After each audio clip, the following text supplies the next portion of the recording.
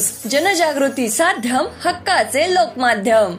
गांधी तीर्थ, निसर्गाच्या सानिध्यात महात्मा गांधींच्या जीवनावरील जगातील पहिले मल्टीमीडिया म्युझियम। आजच भेट द्या गांधी तीर्थ, जैन हिल्स, जळगाव। अधिक माहितीसाठी www.gandhifoundation.net वर विजिट करा। शिव हर शंकर नमामि शंकर शिव शंकर शंभो। हे गिरिजापती भवानी शंकर शिव शंकर शंभो। परम मंगलमय पवित्र सुंदर सुरस असणारा श्रावण मास आजपासून प्रारंभ होतो।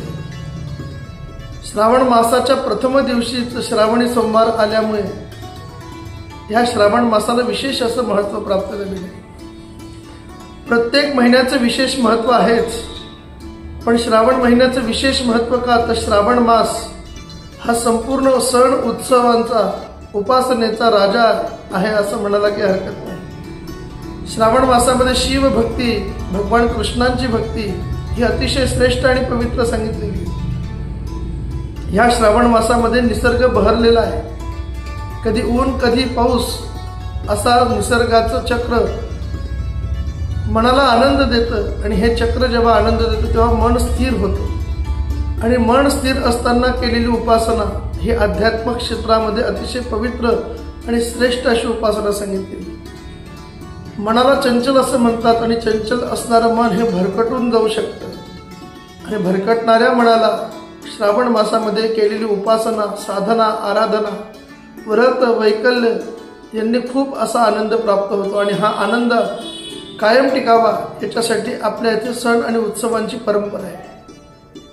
शिवभक्तांना अतिशय आवडणारा, भगवान शिवांना प्रिय असणारा श्रावण महिना, आणि ह्या श्रावण मासातल्या सोमवारी शिवभक्त तांदूळ, मूग, जवस, सातू या पदार्थांची शिवमूठ भगवान शिवांच्या चरणी अर्पण करतात, आणि आपल्या कष्टाची निवृत्ती करण्याचा त्यामागे सुंदर असा ते प्रयत्न करत असतात।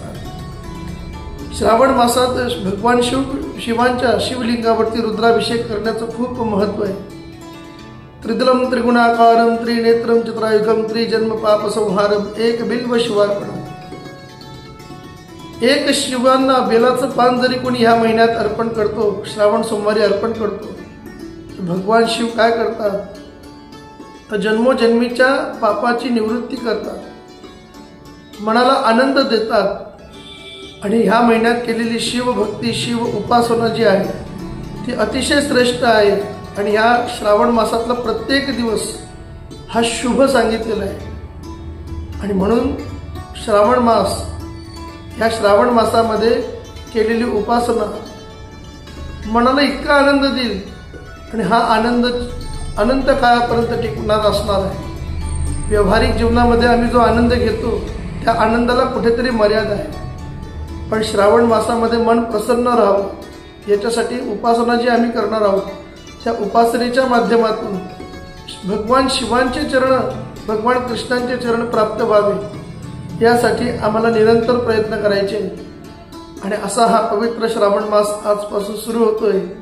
या श्रावण मासाचा मी आपल्या सगळ्यांना शुभेच्छा देतो। श्रावण मासाच्या विविध सण आणि उत्सवांची माहिती आपण या निमित्ताने जाणून घेणारच आहोत। श्रावण मास हा अतिशय मनाला आनंद देव एवढीच मी भगवंताच्या चरणी प्रार्थना करतो। धन्यवाद।